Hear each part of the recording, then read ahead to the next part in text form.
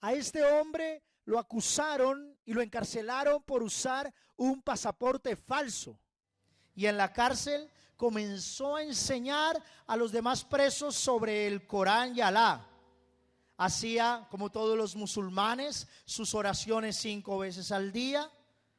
Colocan su tapete en el piso, donde sea que se encuentren, miran hacia el oriente y hacen sus oraciones 5 veces al día. Y debido a su estudio, contaba a este islámico, ganó poder proveniente de seres espirituales. El Corán permite la comunicación con ciertos seres espirituales, que en efecto nosotros los que hemos estudiado un poco acerca de las religiones y de la palabra de Dios sabemos que son demonios, pero él no lo sabía, se imaginaba que eran ángeles, no sé. Y esos poderes hacían que si él quería que alguien se accidentara, eso sucedía. Por ejemplo, alguien llegaba y le decía, mira que tal persona me hizo daño, y empezaba a interceder ante esos poderes espirituales, o la persona se enfermaba y moría, o se accidentaba y moría. Podía, incluso recibió un don satánico, entre comillas don, más bien, ¿sí?, un poder satánico llamado la adivinación. Él podía incluso saber, si estaba en esta habitación, qué estaba haciendo exactamente la persona que se encontraba al lado, el vecino del lado. Él ganó estos poderes, y estos poderes se fueron familiarizando con él. Y un día repetía ciertas oraciones en Corán que se deben repetir, aunque no se entienda la traducción ni de qué se trata. Ellos deben repetir estas oraciones. Y cuenta que un poder demoníaco entró a su celda. Un poder satánico, un poder demoníaco entró a su celda. Y este hombre se asustó y comenzó a temblar, y dice en su historia que este poder lo arrinconó contra la pared y trató de asfixiarlo, como de ahorcarlo, y trató de usar varias estrategias del Corán para que este demonio fuera echado fuera. Incluso decía, en el nombre de Alá, sal fuera, y el demonio seguía allí, y este hombre empezó a sentir que moría, hasta que en su desespero gritó, Dios, ayúdame. Y entonces oyó una voz que le dijo, invoca el nombre de Jesús. Y este hombre,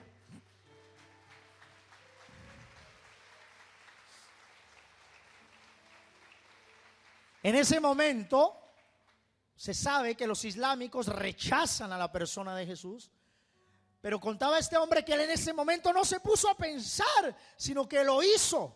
¿Por qué? Porque es como cuando alguien se está ahogando, ¿no? No mira si el salvavidas es rosadito, rojo, azul, sino uno coge el primero que sea. Y este hombre, por el desespero, dijo, Jesús, sálvame.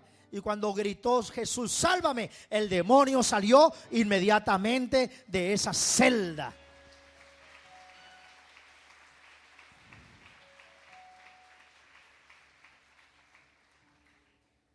Textualmente le dijo a Jesús, Jesús, si tú eres real, ayúdame. Pero él dice que ese no fue el inicio de su conversión. Y ya les voy a decir en qué se parece esto a la misión continental. Él dice que esto no fue el inicio de su conversión, sino fue el inicio de su confusión. Porque él decía, ¿cómo es posible? Yo creo en Alá. Alá es mi Dios. Toda mi vida he leído el Corán y me han dicho que Jesús no fue más que un profeta. ¿Cómo es posible que Jesús me haya salvado? Y decidió hacer un ayuno y oración por 2 semanas. Allí en la cárcel dejó de comer, y durante 2 semanas este hombre se puso a ayunar y a orar para que Dios le diera respuestas. Pasaron las 2 semanas y Dios no le dio ninguna respuesta. No sintió nada, no sintió ninguna palabra, no sintió ninguna presencia. Y este hombre furioso tiró el Corán y dijo: ya no más, el Corán no ha hecho sino traerme problemas, Alá no ha hecho sino traerme problemas, yo no sé ni quién será ese tal Jesús, ya no voy a seguir más a Dios, ya no más, ya me cansé, estoy agotado, ya no quiero saber nada de esto. Cuando estaba diciendo estas cosas, contaba este hombre que una presencia entró a su celda. Y era la presencia de Dios Todopoderoso. Llenó la celda. Llenó la celda. Pero esperen, porque él no aplaudió cuando entró la presencia de Dios. Se asustó. Porque en el Corán, no hay nada más terrible para un islámico que dudar de Dios. Es más, el Corán dice que Dios nunca visita los hombres. Esa es la diferencia entre nosotros y ellos, aunque somos religiones monoteístas. A nosotros Dios nos visita cada vez que le llamamos. Viene a nuestro encuentro, viene en la Eucaristía, viene el Espíritu Santo. Oiga esto. Este hombre se asustó y dijo: es imposible. Él sabía que era Dios, porque era un poder eterno, glorioso, pero él no sentía el amor de Dios. En ese momento sentía terror. Y como el Islam pregona que el peor pecado que se puede cometer es dudar de Alá, él pensó que Dios había entrado a su habitación a matarlo. Y entonces él se arrinconó contra el rincón de su celda y se acurrucó y llorando le decía: no me mates, no me mates, no me mates, no me mates, ten piedad de mí, ten piedad de mí. Y en ese momento sintió algo especial. Y fue remordimiento por todos los pecados de su vida. Y empezó a decirle a Dios: perdóname, perdóname, perdona mis pecados, perdona mis pecados. Y le gritaba al Señor: perdóname. Y no se atrevía a mirar: perdóname, perdóname. Y gritaba: perdóname, perdóname. Cuando de un momento a otro siente una mano que le toca en su espalda. Y siente una voz preciosa que le dice: yo te perdono. Era Jesús el Señor que estaba delante de él. ¿Saben qué fue lo más increíble? Él contaba que literalmente se sentía perdonado, cuando para el Islam eso es imposible. Un islámico no sabe si va a ser perdonado o no hasta el día del juicio final. Allá es donde ellos lo van a saber. Ellos ni siquiera declaran que Mahoma vaya a ir al paraíso, porque Mahoma será juzgado para ellos, con todos los demás, el día del juicio final. Él jamás pensó que el Hijo de Dios pudiera traer el perdón de los pecados antes de morir. Y tuvo la convicción de que él ya había pasado el juicio y su único juicio sería la eternidad que le esperaba. Jesús le dice a este hombre, y aquí quiero que me presten atención, hermanos. Le dice Jesús a este hombre: ¿lo ves? ¿Ves cuán fácil te he perdonado? Perdonar para mí es tan fácil como tomarse un vaso de agua. Y este hombre le dice: no, Señor, es más fácil que tomarse un vaso de agua. Hermanos y hermanas,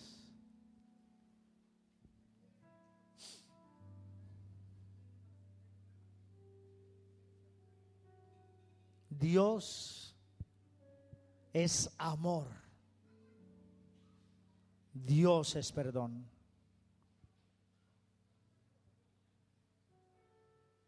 Escúchenme.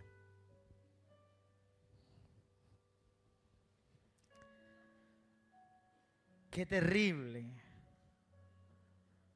es ser un servidor del Señor sin arrepentimiento. Qué terrible es ser un servidor del Señor sin dolor por el pecado. Sí, es cierto que la iglesia nos está llamando a ser discípulos, pero antes de ser discípulos tenemos que ser salvos. Tenemos que ser católicos convertidos. ¿Qué dolor le debe dar al Señor ver tanto católico que sirve en la iglesia, que sirve al Señor, pero sin el Señor dentro de ellos, sin Cristo dentro de ellos? ¿Cómo le duele a Dios los católicos que sirven a Dios sin Cristo en su interior?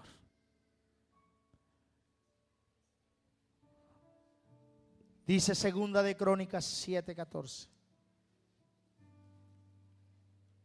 Y con esto estoy terminando. Y si mi pueblo, el pueblo que lleva mi nombre, se humilla, ora, me busca, deja su mala conducta, yo lo escucharé desde el cielo, perdonaré sus pecados y devolveré la prosperidad a su país. Dios quiere una Venezuela bendita, una Venezuela próspera, una Venezuela con gente feliz, una Venezuela que experimente la salvación de Cristo Jesús en su vida. Pero antes, Dios quiere venezolanos arrepentidos, de verdad, no religiosamente. El arrepentimiento no es ese rito, no es un rito físico. No es una retahíla de palabras. Por mi culpa, por mi culpa, por mi gran culpa. No.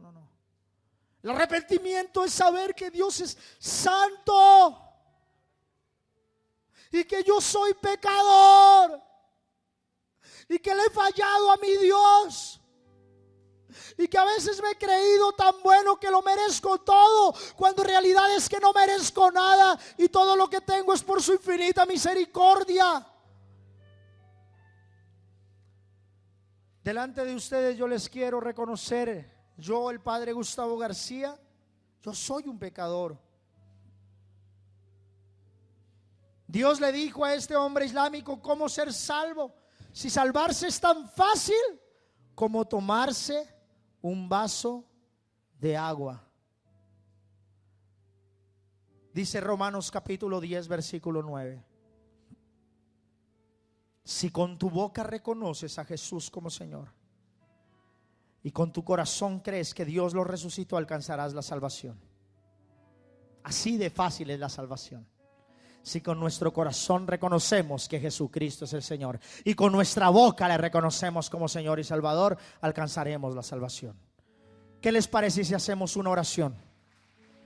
¿Les parece? Amén. Pongámonos de pie en este momento.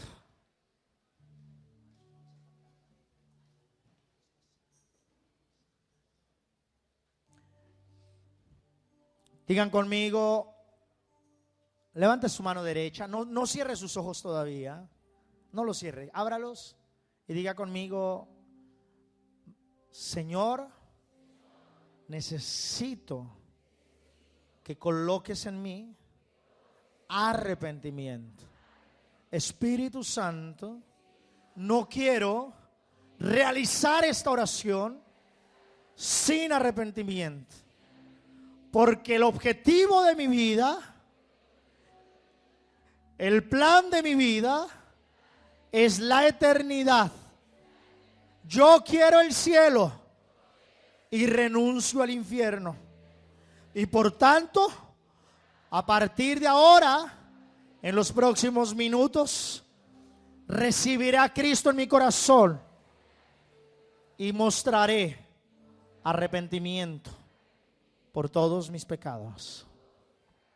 Yo le invito, hermano, en este momento para que ponga la mano derecha en su corazón, cierre sus ojos, incline su rostro delante del Señor y diga conmigo confiadamente, porque Dios está en este lugar, usted va a entregarle a Cristo su corazón, que no solo sea una oración religiosa, repetitiva, como tantas. Haga de cuenta que es la primera vez que usted viene a buscar de Dios. Diga conmigo: Señor Jesucristo, en esta mañana yo reconozco que tú eres mi Señor y mi Salvador. Creo que resucitaste de entre los muertos. Mas hoy, Señor, estoy arrepentido por todos los pecados de mi vida. Cada minuto, cada segundo, cada hora, cada día, cada semana, cada mes, cada año de mi vida, lávalo con tu sangre. Perdona mis pecados.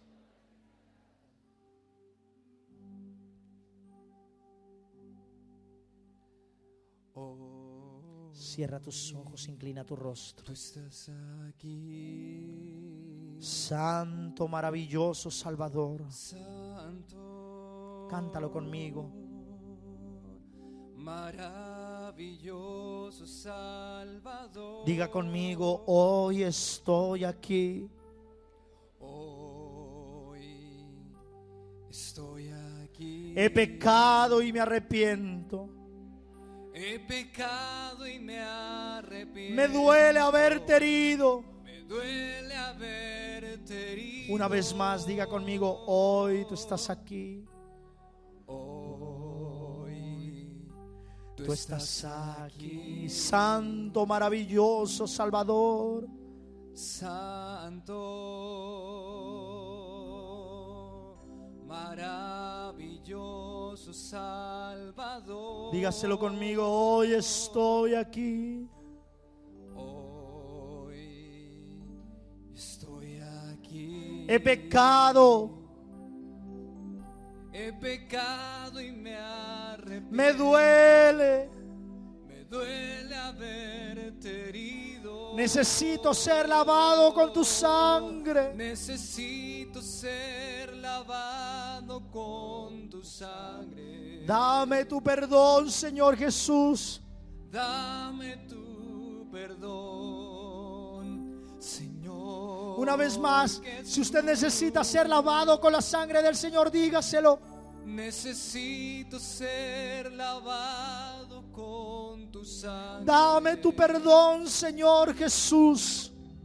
Dame tu perdón, Señor Jesús. Límpiame, sáname. Límpiame, sáname con el poder de tu cruz. Dígaselo conmigo: límpiame, sáname con el poder de tu cruz. Límpiame, sáname con el poder. Gracias, Dios, por tu perdón. Gracias, Dios, por tu perdón, tu amor por mí. Gracias. Gracias, Dios, por tu perdón, tu amor por mí venció. Y diga conmigo en este momento: Señor Jesucristo, gracias por tu perdón. Haz que yo sea la persona que tú quieres que sea. Dame sensibilidad espiritual. Escribe mi nombre en el libro de la vida y no lo borres jamás, para que con María la Virgen, con los ángeles y los santos, te adore por toda la eternidad. Amén. Amén. Amén.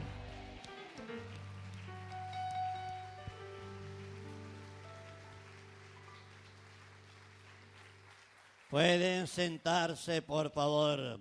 Agradezco mantener limpio el santuario. Allá al final de las sillas está a la orden el chocolate del divino niño. Allá arriba está a la orden el bazar. Vamos a tener media hora de descanso. Vamos de pie y ya podemos ir a salir a descansar.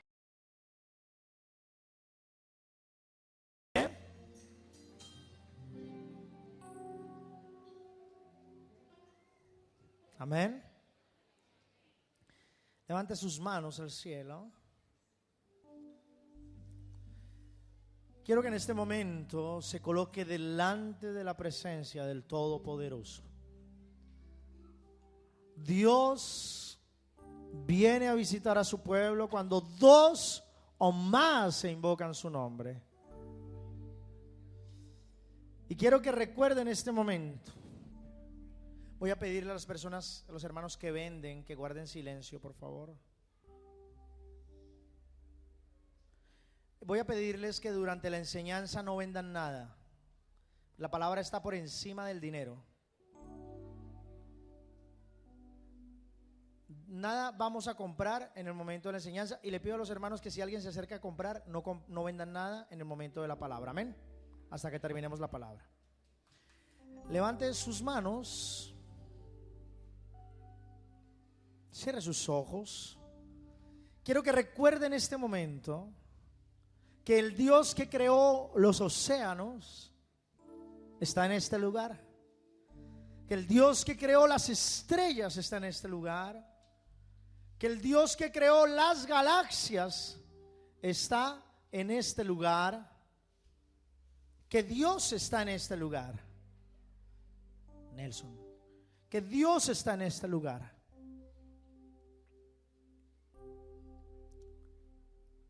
Y que donde Él está no hay absolutamente nada imposible. Digan conmigo: Señor Dios, tú eres un Dios que está por encima de todo, de las circunstancias, de mi debilidad, de mi pecado. Estás por encima de mi corazón. Y creo hoy que con la misma sobrenaturalidad que creaste el universo, esa misma sobrenaturalidad obrará milagros a través de tu palabra, Nelson, en esta noche. En esta mañana te damos gracias, precioso Señor.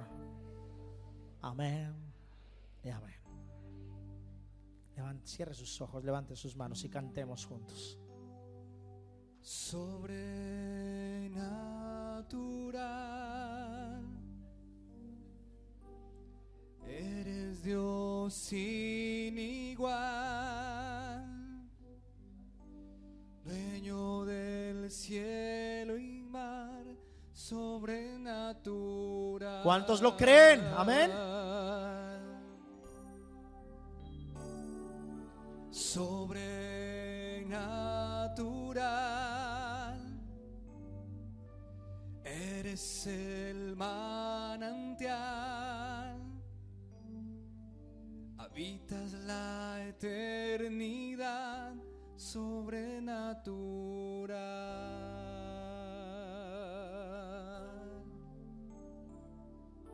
Dios De mi vida, eres Dios, de los cielos eres Dios, de los mares eres Dios. digan conmigo: sobrenatural.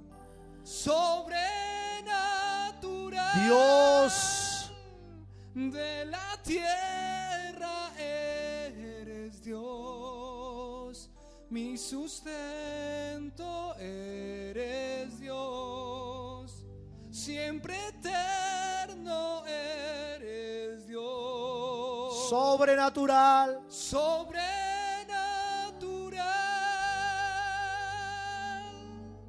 ¿Cuántos creen que Dios sobrenatural está acá? Nuestro precioso, el que nos ama, está en este lugar.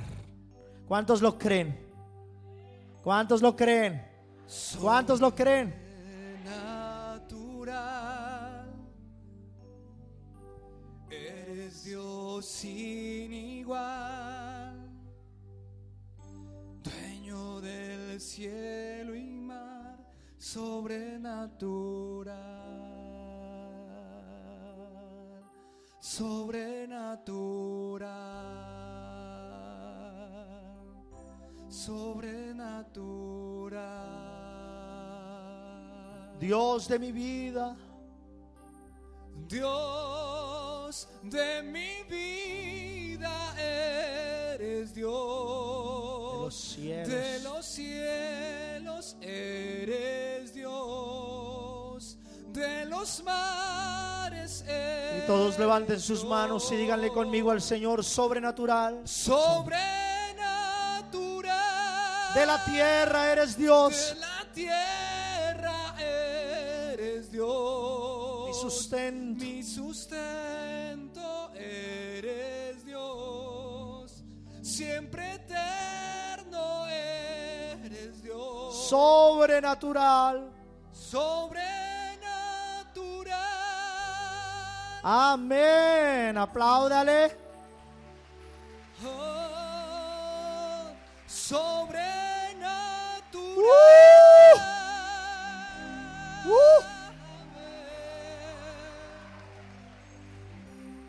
Aleluya.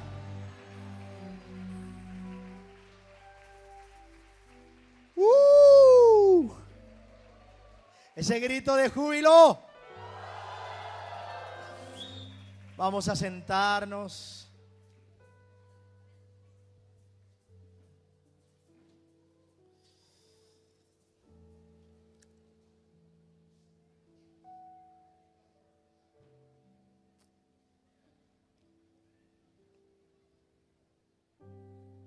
Amén.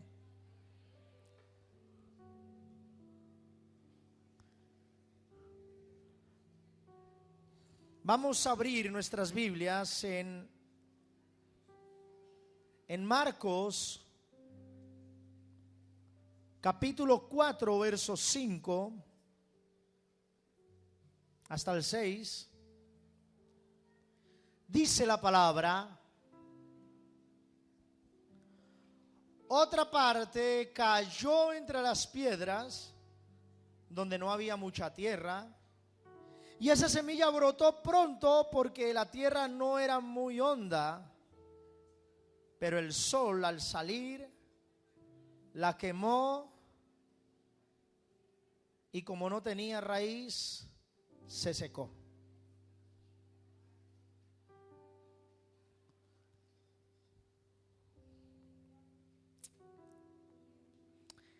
Esta es una parte de la parábola del sembrador que nos habla de 4 tipos de tierra, aunque no vamos a hablar de todos los tipos de tierra, pero sí de esta parte de la tierra que cayó entre piedras.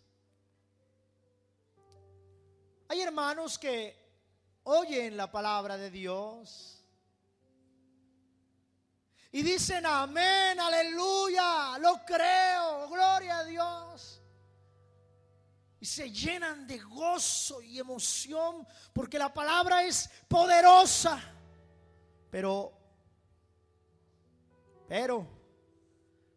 todo quedó en emociones.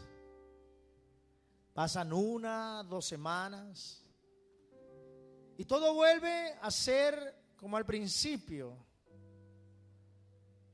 Reciben la palabra con alegría, brotan pronto, se emocionan. Juran que cambiarán su vida, que de aquí en adelante no serán los mismos, que su vida será diferente. Ahora sí, Señor, este es el tiempo. Pero la semilla no cayó en buena tierra porque no tenía profundidad espiritual. Cayó entre piedras. Y ese brotar de la semilla no fue más que una emoción del principio. Pero la palabra terminó marchitándose, terminó quemándose, terminó muriendo. Y estos que en un momento dijeron, ahora sí, Señor, vuelven a quedar como al principio. Vuelven al vicio, al adulterio, a la vagancia, a la impiedad, al amor del dinero. Regresa el pecado. Y la parábola del sembrador nos explica la raíz del problema. El problema es que la tierra es tan débil, que ni siquiera es tierra sino piedras, que simplemente no puede surgir una raíz. Y Dios en este tiempo está pidiendo creyentes con profundidad espiritual. Digan conmigo, profundidad espiritual. Diga conmigo, Señor, dame profundidad espiritual. ¿Saben por qué muchos se queman y por qué muchos han pasado los años y no han logrado progresar en la fe? A mí me sucede que vuelvo a Bogotá y al chico que daba catequesis hace 6, 7, 10 años es el mismo. O a la señora que daba cursos de confirmación es la misma. O a la señora de la Legión de María, no ha crecido. O lo que es peor, conozco unos que estuvieron y ya no están. Y uno dice, ¿qué es lo que pasa? ¿Por qué no crecen? ¿Por qué sus ministerios no se expanden? ¿Por qué no han progresado en la fe? Y venimos a dar con el problema, la falta de profundidad espiritual. Hay algunos que dicen, sí, Señor, sí, te seguiré, no importa lo que sea, no importa dónde quieres que yo vaya, Señor, yo te seguiré, porque tú eres mi Dios y moriste por mí en la cruz y te amo. Pero viene el primer problema, viene una dificultad, viene una tristeza, murió un ser querido, perdieron una propiedad. Y se alejan de Dios. No, Dios no está conmigo. Si Dios estuviera conmigo, eso no pasaría. Si Dios estuviera conmigo, eso no sucedería. Y se queman por falta de profundidad en la fe. Pero con nosotros no va a pasar lo mismo. Nosotros vamos a ser los más orantes, los que más leen la Biblia, los que más alaban, los que más escudriñan la palabra, los que más se forman, los que más buscan a Dios, los que más le anhelan, los que prenden emisoras buscando su presencia, los que no descansan ni de día ni de noche, sino que quieren conocer al Señor. Se pierde la profundidad espiritual porque piensan que Dios es para ciertos momentos. Se piensa, algunos creen que Dios es solamente, el tiempo de Dios es solamente el de los domingos, el día de la Eucaristía, voy a misa y ya cumplí con Dios. No, ese no es el final, es el inicio de un encuentro nuevo con Dios que se da la semana. No es el final. Algunos dicen, bueno, yo voy a las fiestas de Semana Santa y ya quedé bien con Dios. No, porque eso es sembrar la semilla en tierra pedregosa. Lo más probable allí es que la semilla que crece en tierra pedregosa se seque. Abran sus Biblias en Lucas 6 del 46 al 49. ¿Por qué me llaman ustedes Señor, Señor y no hacen lo que les digo? Voy a decirles a quién se parece el que viene a mí y me oye y no hace lo que digo. Se parece a un hombre que para construir una casa cavó primero bien hondo y puso la base sobre la roca. Cuando creció el río, el agua dio con fuerza contra la casa, pero ni moverla pudo porque estaba bien construida. Pero el que me oye y no hace lo que digo se parece a un hombre que construyó su casa sobre la tierra y sin cimientos. Y cuando el río creció y dio con fuerza contra ella, se derrumbó y quedó completamente destruida. Palabra del Señor. Oiga esto, Dios no quiere ya más discípulos con la fe de bebé, con la fe primitiva. Hebreos le llama a esto la fe de infante. Dios le está pidiendo a la iglesia cavar hondo. Porque el que cava hondo cuando viene el dolor, la persecución, la dificultad, cuando vienen los vientos, cuando vienen las lluvias, cuando vienen los ríos, va a estar bien parado y va a decir: ustedes ríos, ustedes vientos, ustedes lluvias van a querer destruirme, pero mi fuerza no es la mía, sino es la del Señor Dios Todopoderoso. Este es mi castillo, Él es mi refugio, Él es mi roca, Él es mi castillo en quien confío. Hay personas que han caído y han perdido su llamamiento, o ya no hacen lo que Dios hubiese querido que hicieran por una sencilla razón: porque han dejado que su fe se seque por no tener profundidad en la fe. Supe de la historia de un joven en Colombia que tenía un gran liderazgo a nivel espiritual. Había conocido a Jesús, tenía llamamiento, se caracterizaba por su liderazgo, por su profundidad en las enseñanzas de la palabra de Dios, por su locuacidad, por su capacidad para ganar la atención de los que lo escuchaban. Un joven que tenía la unción y ganaba a jóvenes para Cristo y todos le admiraban, pero un día se enteró de que su madre había sido atropellada por un carro, fue arrollada por un transporte, y en ese momento cambió totalmente el joven. Se alejó de Dios, renegó de Dios y dijo: ¿cómo es posible? ¿Cómo es posible si yo estoy en Cristo? ¿Cómo es posible que yo esté en Dios y le venga a pasar esto a mi mamá? ¿Cómo es posible? Dios no existe. Y aquel que predicaba acerca de Cristo como Señor y Salvador, que hablaba acerca de los dones del Espíritu Santo, que hablaba acerca de Dios como Padre, simplemente cambió de parecer de un momento a otro y llegó a decir: Dios no existe. Conozco hermanos que se han hecho llamar o se hacen llamar católicos, pero cuando viene una terrible tragedia sobre su vida, se quejan y reniegan de Dios. Algunos llegan a blasfemar el nombre de Dios y dicen que la culpa fue de Dios. Conocí un hombre que su hijo fue atropellado por una moto y lleva varios años y no ha perdonado a Dios, como si Dios hubiese sido el que le atropelló en la moto. Esto obedece a la falta de profundidad, a la falta de raíz. Dios necesita hoy levantar una generación con profundidad espiritual, porque vendrán tiempos en que los hombres no querrán oír la verdad, y aquellos que prediquen la verdad serán puestos en la cárcel, tras las rejas.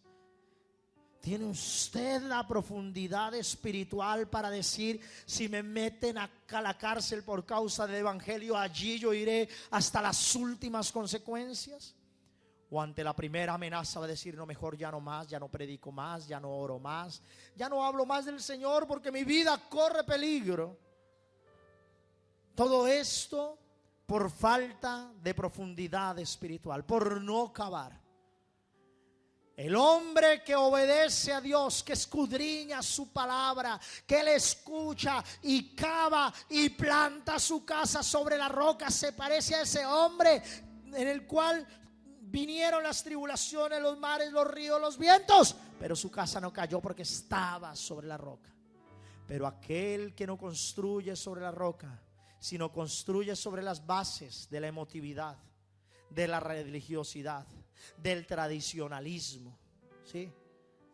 Hay hermanos que piensan que una relación con Dios es ir a misa los domingos. Eso se llama tradicionalismo.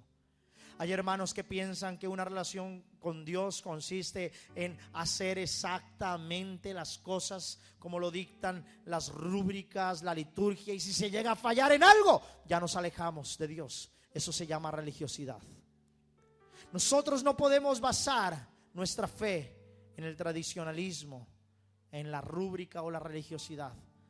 Nuestra fe, la fe profunda de nosotros los creyentes, está basada en la convicción de lo que Cristo hizo por nosotros en la cruz del Calvario y en la realidad real y eterna de Dios en nuestra vida diaria.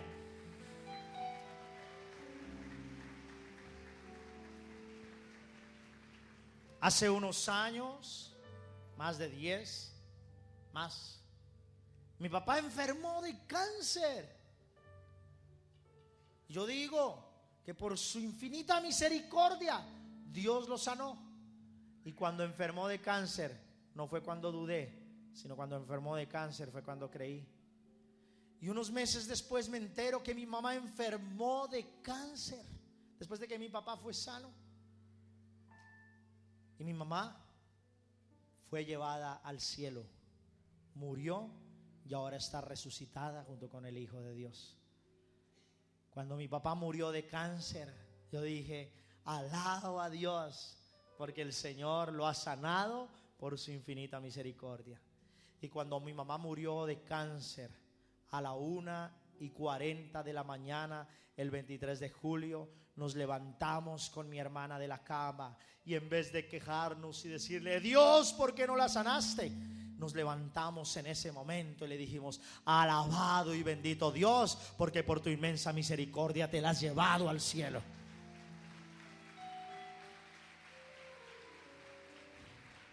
Aleluya. Es tan importante tener claridad en la fe. Es tan importante tener profundidad en la fe. Nuestra fe no se basa en los gestos, no se basa en las emociones, no se basa en los cantos, no se basa en la música. Nosotros nos emocionamos, alzamos las manos, cantamos y danzamos porque la profundidad de Cristo está en nuestro interior. Oramos porque Él ya está, no para que esté.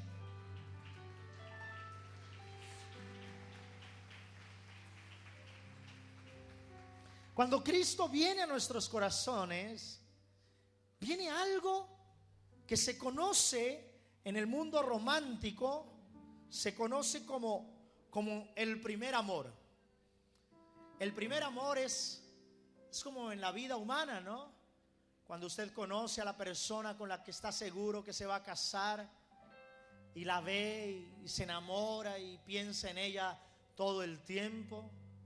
De igual manera sucede con Dios cuando Cristo entra en nuestro corazón, no dejamos de pensar en Él, estamos enamorados. Wow, el sábado es la enseñanza allá en el templo y tenemos que encontrarnos en el santuario, va a haber una predicación y voy a alabar a Dios y el Espíritu del Señor va a estar allí, y llega la noche y tenemos la palabra de Dios y tengo que leerla porque yo me comprometí con mi amor, que es Jesús, a leer la Biblia, y la leemos y tengo que aguardar mi rato de oración y tengo que levantar mis manos y tengo que hacer mi altar de oración para el Señor y voy a Eucaristía porque Cristo murió en la cruz por mí y tengo que celebrar lo que Dios ha hecho por mí. Eso se llama el primer amor y es lo más hermoso que le puede pasar a un ser humano, porque no hay nadie más real y nadie que nos ame con un amor más real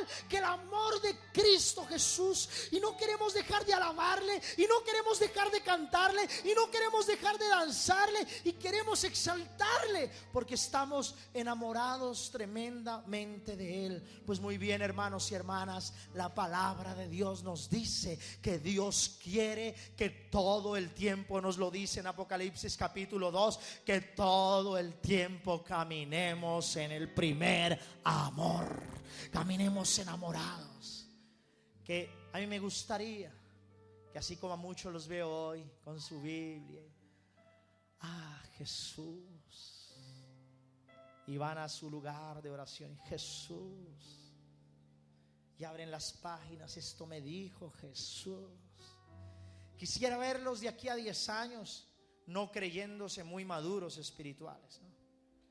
Hay muchos hermanos que cuando conocen a Dios parecen esponjas y se lo quieren devorar todo y quieren comerse la palabra y quieren estar en todas las alabanzas, quieren participar de todas las reuniones, quieren tomar todos los cursos, quieren tomar todos los seminarios, quieren estudiar Biblia en el instituto bíblico, quieren desarrollar su fe, quieren profundizar, pero pasan 10 años y uno los vuelve a ver ahí sentados con los brazos cruzados como doctores de la ley, como maestros. Ese padre ya no tiene nada que enseñarme porque eso yo ya lo escuché, ¿eh? Dicen algunos. Pero yo sé que con ustedes no va a pasar eso, ni con los que me están oyendo, hermanos de la emisora. Con ninguno va a suceder esto, pero suele suceder. Le voy a decir algo, hermano y hermana. Al ser sacerdote, yo renuncié a varias cosas en mi vida. Entre ellas, renuncié a tener esposa por causa del reino de los cielos. Todo porque el amor de mis amores es el Señor, y creo que no podría compartir ese amor con nadie más. Pero escúcheme,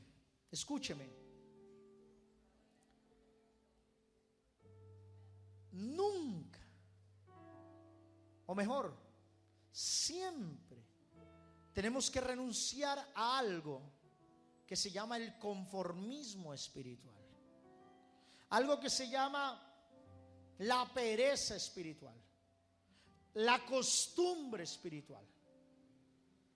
Hay hermanos que han estado en tantos congresos, tantas predicaciones, tantas palabras, se han leído tantos libros, que cuando tienen que estar delante de la presencia de Dios, ya no sienten nada, se vuelven insensibles. Yo renuncié a cosas para ser sacerdote, porque mi primer amor es Jesús. Ustedes, me imagino que habrán renunciado a tantas otras, y si no, tienen que empezar hoy, ¿sí? Usted no puede ser de Dios y al mismo tiempo tomar, no puede ser.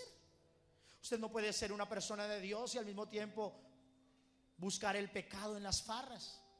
Usted no puede ser una persona de Dios y al mismo tiempo ir y leer el horóscopo. Usted no puede ser una persona de Dios y al mismo tiempo buscar el pecado. Eso es imposible. Cuando encontramos el tesoro, vendemos todo lo que tenemos, porque todo lo demás lo consideramos basura a cambio de tener nuestro primer amor, que es Cristo Jesús. Pero escúcheme, hay una renuncia a la cual casi nadie atiende y casi nadie siente en su espíritu renunciar. Y yo tomé esa decisión de renunciar a esto que les voy a decir en el año 2007. Y creo que lo dije en la última enseñanza que di aquí de Pentecostés. Cuando yo me ordené sacerdote, yo recuerdo la alegría, el fuego, y saltaba y el Señor esté con ustedes, y oraba por la gente. Y un sacerdote muy serio, muy bravo, enojado, un poco amargado, se acercó y me dijo: usted está con esa emoción, es por una razón, porque hasta ahora se acabó de ordenar, pero dejen que pasen los días y ese fuego del principio se le va. Cuando yo lo miré a él con esos ojos, miraba esos ojos donde se notaba el vacío de Dios, la sequía espiritual, la tibieza o frialdad espiritual, yo me asusté y dije: Señor, yo no quiero ser como él. Y corrí al Santísimo en ese momento. Y ustedes me van a perdonar, pero yo le dije al Señor: Señor, no permitas que sea como él. Yo, Señor, hoy yo le dije al Señor, he renunciado a mi papá, a mi mamá, a estar con mi familia, he renunciado a mi esposa, he renunciado a tantas cosas, pero hoy delante de ti hago una nueva renuncia. Renuncio a perder mi primer amor, renuncio a enfriarme, renuncio a secarme, renuncio a que no me diga nada tu presencia, renuncio a no leer la Biblia. Y esa es una gran renuncia que tenemos que hacer. El primer amor. Les voy a decir algunas claves para que tengamos profundidad espiritual. Profundidad espiritual. A mí me encanta alabar y yo soy el que más alzo las manos. Y me encanta bailar para Dios. Y me encanta orar en lenguas. Y me encanta saltar cuando tengo que hacerlo, porque el Espíritu de Dios está en mí y mi cuerpo no puede hacer otra cosa que expresar la profundidad espiritual que hay en mi interior. Pero escúcheme, no hay nada peor que un carismático que cree estar vivo cuando en realidad está muerto, que alaba sin vida, que canta sin vida, que ora en lenguas sin vida, que predica sin vida. Es lo peor, es lo peor. Digamos que esa es la peor especie de gente espiritual que hay. Porque si usted está mal, dígale: Señor, estoy mal, estoy alejado. Pero si usted está mal, le eleva sus manos a Dios diciendo: gracias, Señor, porque estoy bien. Significa que hay algo grande está fallando en nuestro interior. Claves para tener profundidad espiritual. La primera y la más grande de todas las claves se llama la Eucaristía. Aplaudamos lo más hermoso, el misterio de nuestra fe, el centro de nuestra fe, que es el milagro de Dios en el altar. Aleluya. La Eucaristía. No voy a dar una clase aquí de Eucaristía, solamente voy a decir a breves rasgos lo que una Eucaristía significa. Dice, si no estoy mal, San Juan María de Vianney dijo en alguna ocasión que si una persona, una sola vez en su vida, experimentara y viviera una Eucaristía como se debe vivir, sería santo por el resto de su vida. Voy a contarles algo que me enseñó mi mamá acerca de la manera de cómo vivir la Eucaristía y que se me quedó grabado para toda la vida. Yo vivía la Eucaristía como el típico católico, ¿sí? ¿Cómo es el típico católico de domingo en misa? Cruzado de brazos, ¿cierto? Mientras el padre hace las oraciones, recostado contra la pared si es que las sillas no alcanzan, bostezando, la mayoría sin bañarse. Menos mal aquí sí se bañaron.